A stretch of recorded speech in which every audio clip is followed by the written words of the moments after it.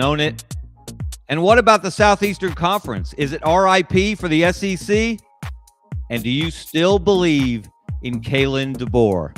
All that and more on today's episode of Scarbo Knows with me, Kevin Scarbinsky. Next.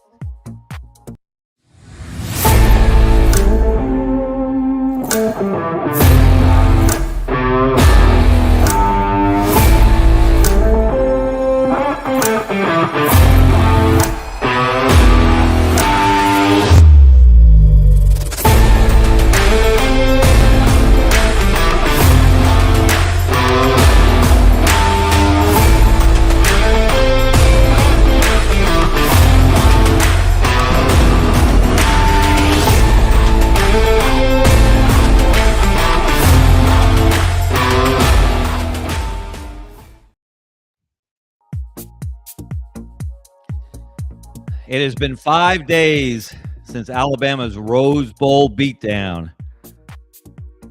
We cannot leave it in the dust. We have to address it, dissect it, and then move beyond it and try to figure out, where does Alabama football go from here after Indiana 38, Alabama 3. It brought Kalen DeBoer to tears in the postgame.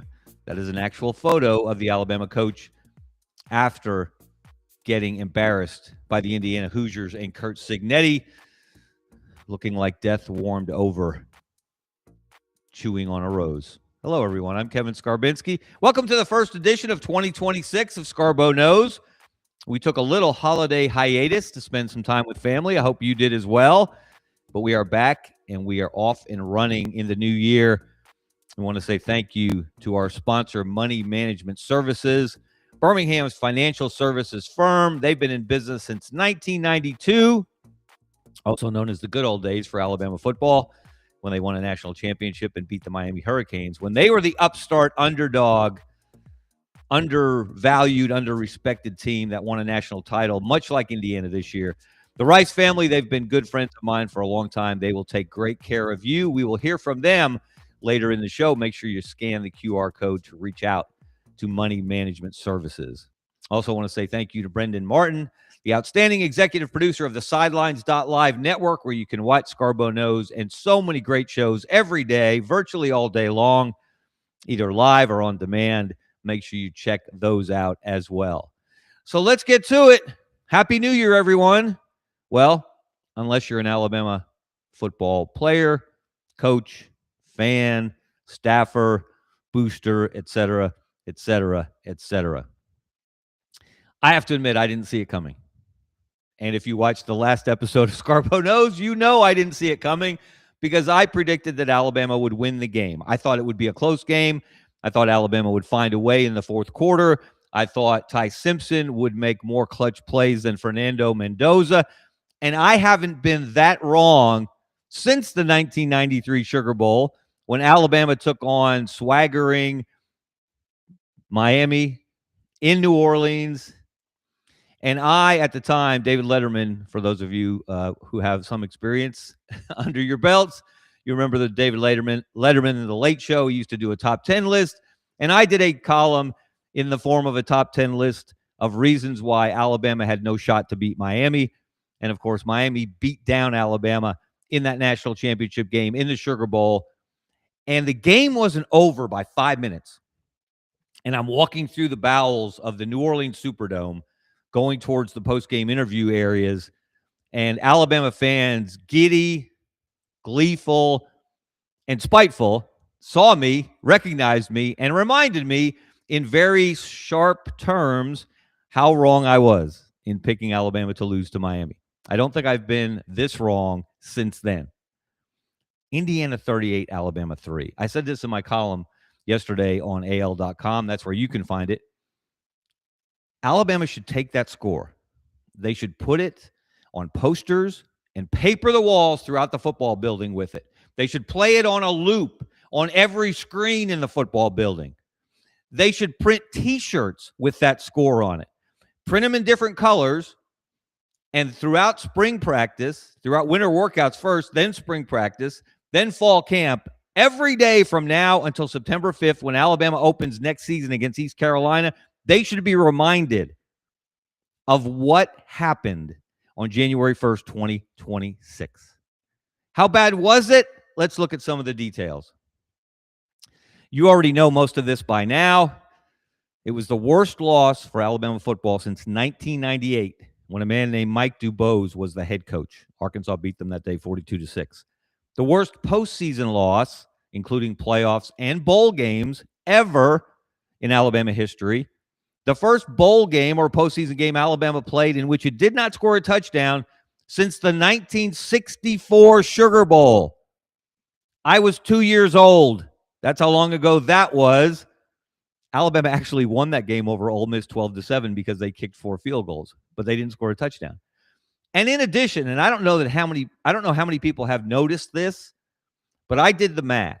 Since the 4-team playoff began, or playoff in general started with 4 teams back in 2014, the SEC has played 34 playoff games. It has won 21 of them. It has lost 13 of them. Alabama's loss to Indiana was the worst SEC playoff loss in the history of the college football playoff. A 35-point margin. The previous record, dubiously held by Nick Saban in Alabama after the 2018 season when they got smoked by Clemson in the national championship game 44-16. So Kalen DeBoer outdid Nick Saban once again, this time to the negative. Now, I know what you're saying. Don't put it all on Alabama. Give Indiana credit. And we should give Indiana credit. We should give Curt Cignetti all the roses, all the flowers for what he has done in 2 years at IU. Historically, the worst power conference football program in the country. But Indiana didn't look like this all year long. They didn't do this to every team they played. In fact, if you look at the numbers, and I did, 6 of the first 13 opponents that Indiana played before Alabama held the Hoosiers to fewer points than Alabama did.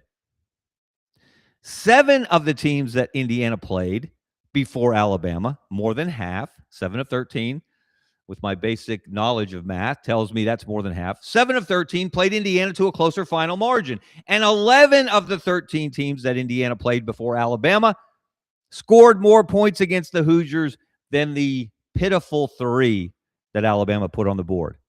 And in every one of those categories included Old Dominion. In the first game of the year, Old Dominion lost to Indiana 27-14. Now, this is a much better Indiana team today than it was back in late August. There's no doubt about that. That's what good coaches do. That's what the best programs do. That's what the best coaching staffs do.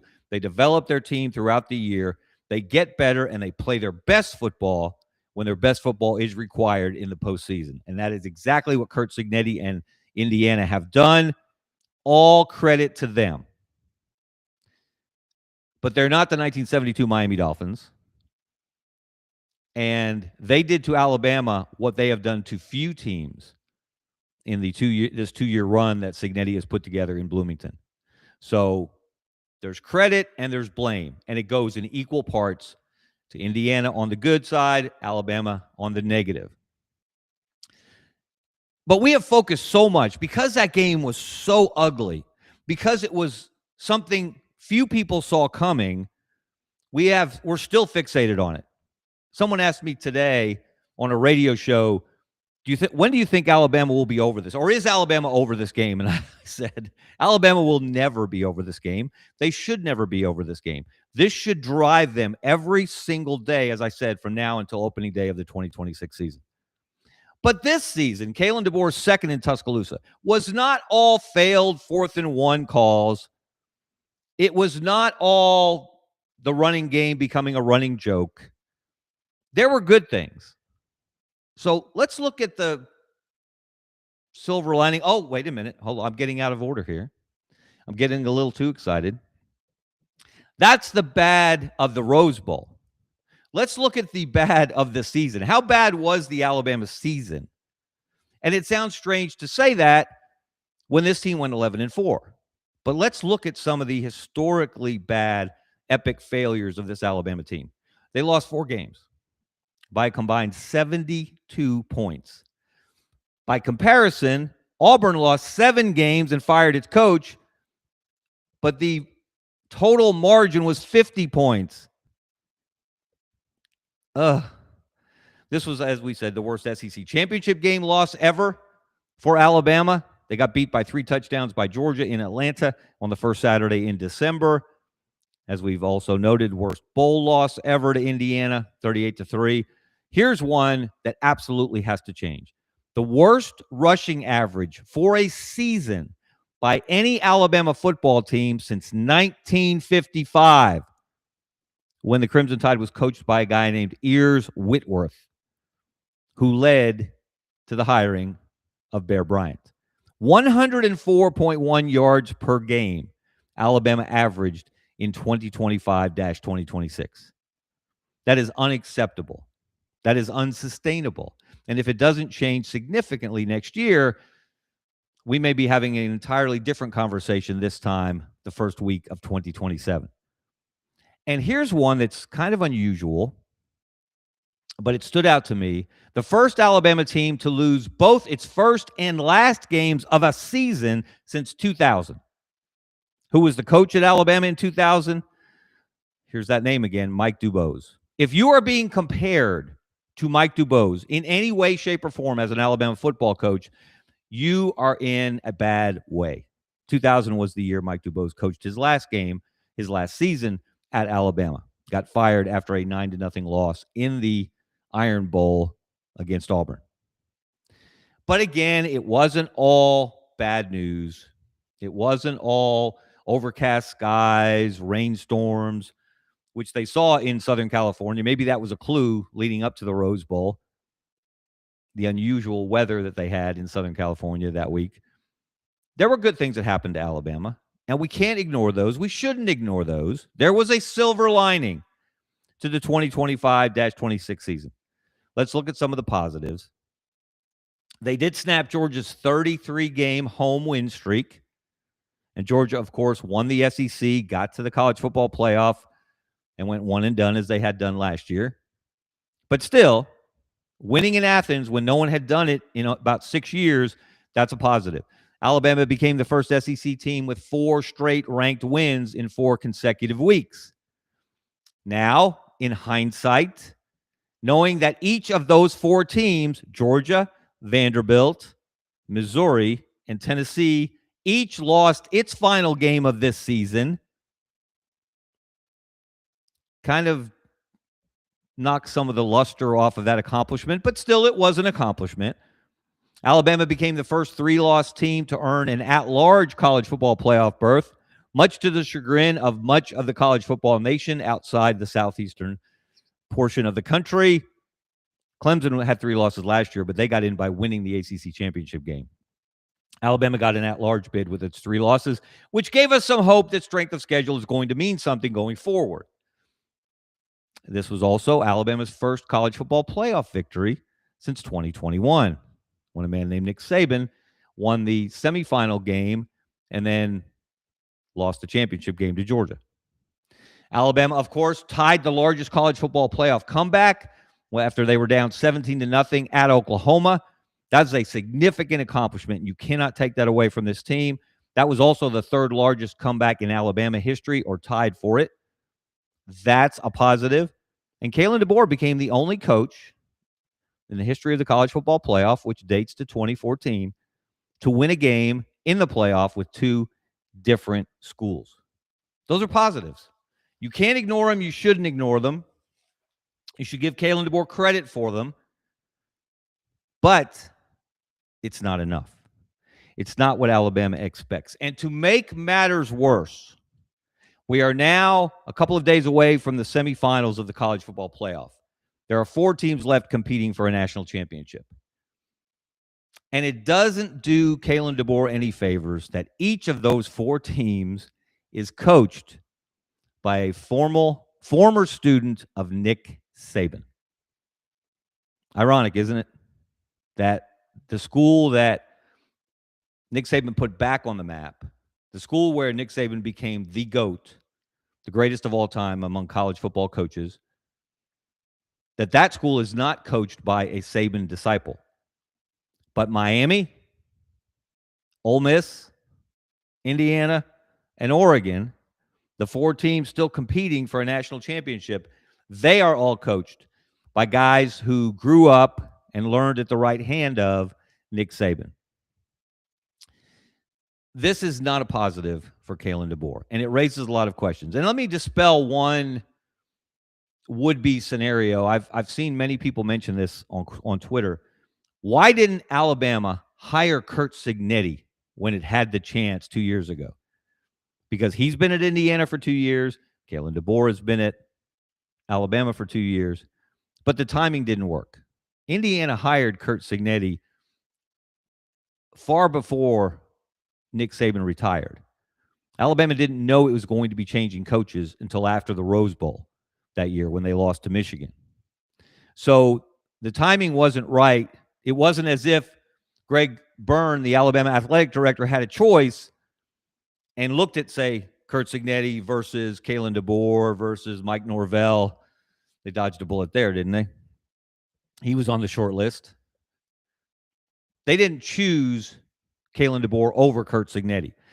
And I will put it to you that no one, not the smartest football mind in America, whoever that person might be, would have told you 2 years ago that if you had a choice at that time of hiring Kalen DeBoer from the University of Washington, who was on his way to the national championship game where they lost to Michigan, or you could hire Curt Cignetti from James Madison, who would you take? 99.9% of athletic directors, boosters, search firms, college presidents, well-heeled boosters would have chosen Kalen DeBoer. So far, again, that wasn't a choice. All right, so let's eliminate that talking point that's popped up on social media since the Rose Bowl. Since then, obviously, Curt Cignetti's been the best coach in the country. Better than Kalen DeBoer, better than Kirby Smart, better than Dan Lanning, better than Mario Cristobal, bar none. No doubt. We'll see if he can sustain it. I don't know that anyone can sustain the level of excellence that he's achieved at Indiana over the last 2 years. If you can get a 2-year run these days, somewhat similar to what Indiana has done, you have done something outstanding.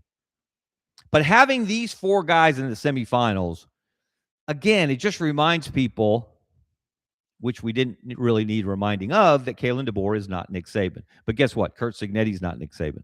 Neither is Dan Lanning, nor Mario Cristobal, nor Pete Golding. Although I would say, for the season, Curt Cignetti deserved to be, as he was, the winner of the National Coach of the Year award for the 2nd straight year. But if you wanted to give a playoff Coach of the Year award to this point, it would have to go to Pete Golding. You have to admire the job he's done, keeping that team together through all the chaos created by Lane Kiffin, aided by the calendar, but created by Lane Kiffin and his decisions. And Pete Golding has done an outstanding job, and he outcoached Kirby Smart in the second half of the Sugar Bowl, particularly in the 4th quarter. There is no doubt about that. And Kirby's as good as it gets long-term right now, but Golding outcoached him. We'll see if he can sustain it. So we have one SEC team left out of the 4, and it has been pile on the SEC postseason for a month now. Everyone's suggesting it's RIP for the SEC. That the run of all those national championships by all those different programs over all those years is done, over, dead, buried, gone, and you will never see it again because everybody can pay players now. And if you are under the illusion that before NIL, the SEC was the only conference that had teams that were paying players under the table, I've got some oceanfront property to sell you in Iowa. Come on now. We know better than that. But these numbers are disturbing. And we broke it down into 3 categories. The SEC versus the Big Ten, the 2 big dogs, the Power 2. Since the college football playoff started in 2014, I mentioned this earlier, the SEC is 21-13 overall. The Big Ten is 14-11. No comparison. Advantage SEC. Since NIL started in July of 2021, all of a sudden those numbers look a lot different. The SEC is 10-9 since then. In the playoff, the Big Ten is 11-7. Advantage Big Ten. And since the 12-team playoff started a year ago in 2024, the numbers look even uglier for the Southeastern Conference. The Big Ten is 9-4 in the 12-team playoff. The SEC is 5-7. Not good. Not good, Bob Baumhauer. Not good at all. Of course, a big portion of that is Ohio State going 4-0 last year to win the national championship. And now here's Indiana and Oregon. The Big Ten has 2 teams in the Final Four.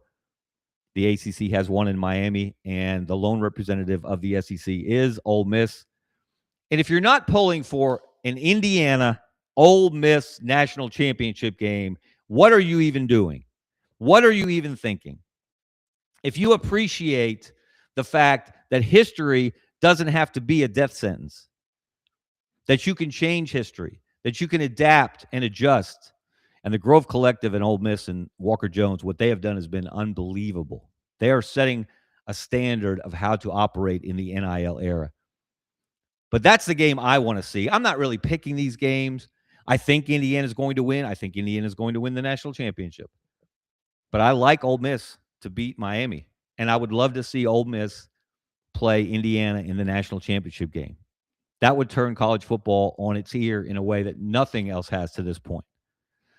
So let's circle back to where we started. Alabama. Where does the Crimson Tide go from here? Do you still believe, if you did believe beforehand, in Kalen DeBoer? Let's look at some numbers first before we draw a little bit of a conclusion. In his last 2 years, and it is not a fair comparison to look at Nick Saban's first 2 years at Alabama versus Kalen DeBoer's first 2 years at Alabama. That was the Stone Age in 2007 and 2008 compared to where we are now in college football. And obviously, it's advantaged Saban in virtually every one of these categories. More overall wins, 23-4 to DeBoer's 20-8. Better SEC record, 14-2 to DeBoer's 12-4. They both went to one SEC championship game. Saban in his last 2 years, DeBoer in his first 2 seasons. Saban won it in 2023. He beat Georgia. DeBoer, of course, infamously lost 28-7 to Georgia back in December. And in the college football playoff, we should note Nick Saban did not win a playoff game his last 2 years. He had one opportunity. He lost in overtime to Michigan in the Rose Bowl, which I guess is better than losing by 35 points in the Rose Bowl in the quarterfinals. But Kalen DeBoer did win a playoff game. He did withstand the Avalanche at Oklahoma. First playoff game Alabama had won since 2021. So again, props to him. Here's the real question. Is Kalen DeBoer the guy for Alabama long-term? Now, when I ask, do you believe in Kalen DeBoer? If the question is, do you believe in Kalen DeBoer to somehow become Nick Saban? It's not even, there's no good answer because it's not the right question. No one is going to be Nick Saban going forward. Curt Cignetti may become the closest thing to Nick Saban. He may take that title from Kirby Smart, but he's not going to do over the next, well, if he's 64 years old, so he's likely not going to be coaching for the next 17 years. But he's not going to do for the long term, over the long term, what Nick Saban did at Alabama. It's not possible. It's a different game, a different world. But the question really is, do you believe in Kalen DeBoer to get Alabama to a point where it really is right now? He achieved this in his second year, competing for an SEC championship, competing for a national championship, which means getting to the playoff. Kalen DeBoer did those things. It didn't go well when he got to Atlanta. It didn't go well when he got to the quarterfinals of the playoff, but he got to the playoff and he got to the SEC championship game. Now, how do you go beyond that? How do you travel the distance? He called it, I'm hoping this was something he said in the heat of the moment, the emotion of the season ending. After the Rose Bowl, when he said there's a fine line between where Alabama sat at that moment and getting to where they really wanted to go, which was winning the national championship game. That's not a fine line. That's a Grand Canyon. From there to winning that game and winning a semifinal and winning a title game, Alabama was not close. It was not a fine line between where they were and where they wanted to go. So I hope he didn't truly believe that in his heart, because if he truly believes that in his heart, he won't make the necessary changes that will have to be made if Alabama is going to be a true national championship contender, which means getting to the title game and eventually winning it. I think he's capable of doing it. When you ask me, do I believe in Kalen DeBoer? I will say yes. It's a qualified yes. It's a yes with an asterisk. If he will commit to building a running game that can get a yard between the tackles on 4th and 1, if you decide to go for it on 4th and 1 from your own 34 at the end of the first quarter in a playoff game, and you do not feel compelled to run a jet motion pop pass to a wide receiver to try to get that yard, then I'll believe in Kalen DeBoer. He's already made some good strides in that direction. Signed one of the best high school running backs in years in Alabama in E.J. Crowell from Jackson. They won the last 2 state championships by absurd margins. He is the real deal. He will be as talented a running back as Alabama has had the day he steps on the practice field since Najee Harris in 2020. I feel confident in saying that. I watched DJ play enough games in high school to be able to say that. And they brought in Hollywood Smothers from NC State, another running back with some shake, with some juke.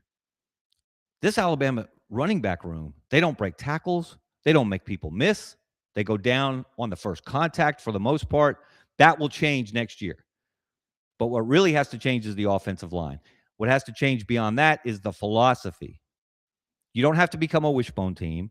You don't have to run for 250 yards a game.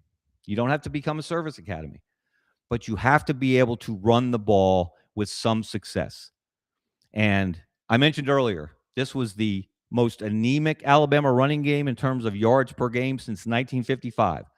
104 yards per game Alabama averaged. And there were some high water marks against the likes of tackling dummies, Eastern Illinois. 104 yards a game they ran for. You know how many yards a game Hollywood Smothers averaged at NC State this year? 85.4. So Hollywood Smothers by himself ran for 19 fewer yards a game this past season than Alabama did as a team. So they will be better there if they can get – they're rebuilding the entire offensive line, it appears. Some of it by choice, some of it not. They've got to be better up front. And then there's the big question, who plays quarterback?